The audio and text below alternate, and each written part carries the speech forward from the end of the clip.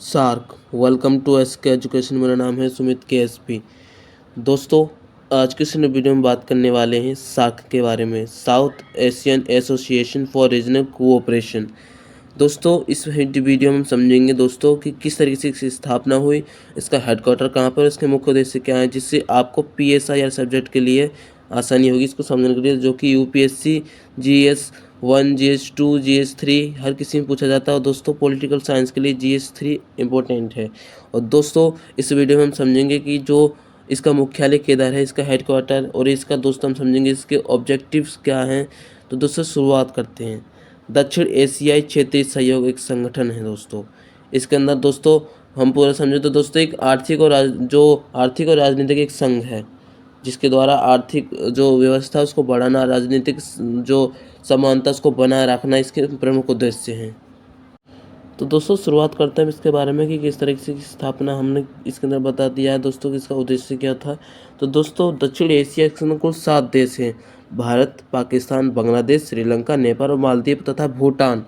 ये सभी दोस्तों 1985 में इसकी स्थापना होती है, 7 और 8 दिसंबर के बीच में। तो इसका सम्मेलन, प्रथम सम्मेलन भी तभी होता है। तो दोस्तों, दाक्षस की स्थापना दोस्तों हम पहले बता चुके हैं कब स्थापना हुई थी दोस्तों, 8 दिसंबर 1985 में।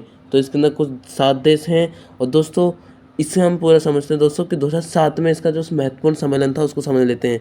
2007 के बीच सार्क का सम्मेलन होता है, 14वां सम्मेलन, और इसमें अफगानिस्तान 8वां सदस्य बनता है। इसलिए दोस्तों 2007 में ये सबसे महत्वपूर्ण डेट है, इसके अंदर अफगानिस्तान सदस्य बन जाता है। और यूरोपीय और पूर्वी एशियाई संगठनों के साथ ही बांग्लादेश के जो पूर्व राष्ट्रपति जियाउर रहमान थे, उन्होंने पहले दक्षिण एशिया के 7 राष्ट्रों में बांग्लादेश, पाकिस्तान, भारत, भूटान, नेपाल, श्रीलंका, मालदीव, ये इन्होंने मिलकर 1981 में सार्क संगठन को जन्म दोबारा दे दिया। यानी कि पहले तो एक थोड़ा निचले स्तर पर था, धीरे धीरे ये बढ़ता गया। और 1985 में एक आर्थिक, सामाजिक, टेक्नोलॉजिकली, साइंसली, या फिर हम समझ सकते दोस्तों साइंटिफिकली, और दोस्तों साथ ही साथ दोस्तों इसके अंदर सहयोग बढ़ाना, आत्मनिर्भरता होना, सेल्फ रिलायंस होना, ये सार्क का विध जो अस्तित्व में है इसी की वजह से आया है। और मालदीव को छोड़कर दोस्तों संघ जो और राज्य हैं वो उपमहाद्वीप के हिस्से, केवल महाद्वीप को छोड़कर, ये सबसे महत्वपूर्ण है दोस्तों कि सार्क का ऐसा कौन सा देश है जो उपमहाद्वीप के हिस्से में नहीं आता, वो है दोस्तों मालदीव। वो अपना अलग है, उसका अलग है दोस्तों, उपमहाद्वीप में नहीं आता। और दोस्तों इसको दोस्तों साथ ही साथ इन्होंने जो नेपाल के अर्जुन बहादुर थापा थे, उनको 1 मार्च 2020 में इसके अंदर पहले महासचिव थे। तो इसमें हम समझते हैं दोस्तों कि इसका मुख्यालय वर्तमान समय में सार्क मुख्यालय जो कि नेपाल में है, हेडक्वार्टर इसका। और दोस्तों इसका सचिवालय के बारे में हम अभी बता चुके हैं दोस्तों। सचिवालय जो सार्क की स्थापना के दूसरे सार्क सम्मेलन में, जो कि बेंगलुरु में हुआ था 16 जनवरी 1987 को, तो सचिवालय में इसका 2 वर्ष का कार्यकाल रखा गया था इसी के माध्यम से। और इसकी संस्थाएं जैसे चार्टर, कुछ अलग अलग संस्थाएं, इसकी कौन कौन सी, इसका कार्य क्या है। तो इसका जो पहली संस्था है वो है शिखर सम्मेलन है, कि शिखर सम्मेलन को बुलाना। दूसरी इसकी मंत्री परिषद है। और तीसरी दोस्तों इसकी स्थायी समिति है। और साथ ही दोस्तों इसकी टेक्नोलॉजिकली जो समिति है वो है, और कार्यकारी समिति और सचिवालय। दोस्तों अब हम अभी बात कर चुके हैं सचिवालय के बारे में। तो दोस्तों सचिवालय क्या है दोस्तों, इसके बड़े बड़े जो महासचिव होते हैं उनके सचिवालय निचले स्तर पर आते हैं, उनको महासचिव से नीचे जो होते हैं उनको सचिवालय के अंडर में आते हैं। तो दोस्तों तो इसके अंदर हम पूरा समझते हैं दोस्तों कि क्या है इसके अंदर, इसके उद्देश्य और इसके पूरा हम समझते हैं।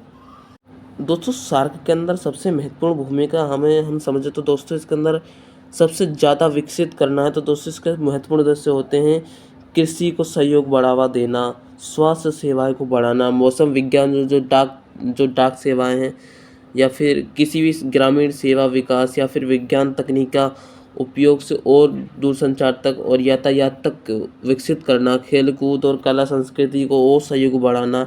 और 2 वर्षों के पश्चात दोस्तों ढाका में इस जो सूची थी कुछ समय बाद इसमें जोड़ा गया। तो अब लगभग दोस्तों इसकी कुल 12 बढ़ चुके हैं इसकी कुल सूची। तो जैसे इस अलग अलग सूची होती है दोस्तों इस तरह की, किस तरह का विकास करना, जैसे हम सकते हैं जैसे NIA की, CBI की सूची, नाटो की सूची, इन तरह की अलग अलग सूची होती है इनकी। तो इसी तरह की दोस्तों इसके अंदर 12 सूची हो चुकी हैं, जिसके द्वारा ये बड़ा, जो अभी मैंने पहले बताया दोस्तों कौन कौन सी सूची, क्षेत्रीय कृषि को बढ़ावा देना, दूसरा दोस्तों स्वास्थ्य सेवा को बढ़ाना, तीसरा मौसम विज्ञान, और जो चौथा है दोस्तों डाक सेवाएं जो उसको बढ़ाना, ग्रामीण विकास, टेक्नोलॉजी और तकनीक को बढ़ावा देना, दूरसंचार में और बढ़ावा करना, यातायात को और बढ़ावा देना, खेल कूद, कला संस्कृति, इनको सहयोग बढ़ाना। और दोस्तों जैसे आतंकवाद की समस्या और मादक द्रव्यों की तस्करी है, और जो क्षेत्रीय विकास की जो महिलाओं की भूमिका उसको और बढ़ावा देना, आतंकवाद को हमेशा के लिए ख़त्म करना। और सार्क का 7वां जो शिखर सम्मेलन था दोस्तों, जो कि बांग्लादेश की राजधानी ढाका में हुआ था अप्रैल 1993 को, साप्टा, इस पे साप्टा का निर्माण होता है दोस्तों। जो दोस्तों इसके अंदर बताया जाता है कि जो इस पर हस्ताक्षर होते हैं, जो इसे 1995 को लागू किया जाता है, लेकिन ये दोस्तों फिर भी चल नहीं पाता। लेकिन दोस्तों ध्यान से समझिए इसका क्या क्या इसके अंदर होता है। दाक्षस ने जो दक्षिण एशिया के सदस्य राष्ट्रों की आर्थिक नीति की उन्नति के लिए महत्वपूर्ण भूमिका भी निभाई थी। आर्थिक सहयोग को बढ़ावा देना, 1995 में दाक्षस का जो निर्माण था उसके साफ्टा का निर्माण उसके बाद उसके साथ किया जाता है। 2006 में इसको लागू की अनुमति दी जाती है। और 1995 में जो अभी मैंने बताया दोस्तों साफ्टा, वो अपना उसको हस्ताक्षर होकर वो 1925 में लागू तो हो गया था, लेकिन जैसी पूरे पे अनुमति दे दी कि इसको किस तरीके से चलाना है, तो 2006 में पूरी तरीके से लागू हो जाता है। तो दोस्तों ये तो हो गया। अब इसके जब समझ लेते हैं दोस्तों ऑब्जेक्टिव ऑफ सार्क। दोस्तों सार्क का उद्देश्य क्या है? पहला है दोस्तों सेल्फ रिलायंस, यानी कि दक्षिण एशिया के राष्ट्रों को सामूहिक और आत्मनिर्भरता में वृद्धि बनाए रखना। और तीसरा है दोस्तों पब्लिक वेलफेयर, यानी कि जन कल्याण को और बढ़ावा देना और जीवन स्तर को सुधार करना। साथ ही साथ दोस्तों फास्ट ग्रोथ भी होनी चाहिए इसकी, कि क्षेत्र की आर्थिक और जो सामाजिक संस्कृति उसको विकास को तेजी चलाना। और साथ ही साथ दोस्तों म्यूचुअल कोऑर्डिनेशन है, या फिर हम परस्पर सहयोग करते हैं उसको बढ़ावा देना। तो कोऑर्डिनेशन जो उसके अंदर होगा तो कनेक्टिविटी भी ठीक रहेगी और विज्ञान क्षेत्र का विकास भी होगा, साइंस सेक्टर में और डेवलपमेंट होगा, आर्थिक, सामाजिक, तकनीकी, सांस्कृतिक, वैज्ञानिकी, ये सब वृद्धि होती रहेंगी। और विकासशील राष्ट्रों के साथ सहयोग भी होगा, तो दोस्तों इससे और विकसित होगा। इसलिए दोस्तों सहयोग, हेल्प ज़रूरी है। अब दोस्तों समझते हैं प्रिंसिपल ऑफ सार्क क्या है इसके अंदर। सार्क के अंदर दोस्तों सार्क को क्या है, इसके सबसे महत्वपूर्ण है कि परस्पर लाभ का सिद्धांत। जो दोस्तों संगठन की संरचना होती है तो उसके अंदर समानता, क्षेत्रीय अखंडता को बनाए रखना जरूरी होता है, राजनीतिक स्वतंत्रता होती है, दूसरे राष्ट्रों के आंतरिक मामलों में दखलंदाजी न करना, ये सब इसके सिद्धांत हैं। क्योंकि दोस्तों अब सभी जानते हैं भारत और पाकिस्तान की नहीं बनती, तो आपस में समानता रखना है और पूरक सहयोग रखना है।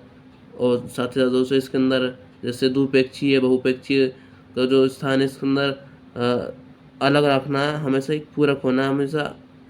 बिल्कुल दोस्तों इसके अंदर क्या होता है कि एक दूसरे के पूरक रहना है, ना ही हम द्विपक्षीय ना बहुपक्षीय, अपने आपस में सही संबंध बनाए रखना, पुराने दायित्व की स्वीकृति दिलाना। इसके अंदर जो पुराने बहुपक्षीय जो या द्विपक्षीय विरोधी रहे हैं उसके वक्त समय, तो उसके अंदर थोड़ा सुधार करना, ये सब इसके उद्देश्य हैं। दोस्तों इसके अंदर एक कुछ लिमिटेशन भी हैं, इसके अंदर लिमिटेशंस क्या है इसके हम समझेंगे। तो दोस्तों ये तो हो गया हमारा कि क्या क्या इसके अंदर प्रिंसिपल्स थे। अब समझते दोस्तों दाक्षस की सीमाएं क्या हैं। तो दोस्तों आप सभी जानते हैं दाक्षस के सदस्य भारत जैसे बड़े पूरे देश में आपस में विश्वास नहीं कर पा रहे हैं, क्योंकि पाकिस्तान की बनती नहीं भारत से, और हमेशा भारत तो कहता है कि वसुधैव कुटुंबकम जो, तो दाक्षस की सफलता में दोस्तों भारत पाकिस्तान का जो कटु संबंध है ये उत्पन्न करते रहते हैं।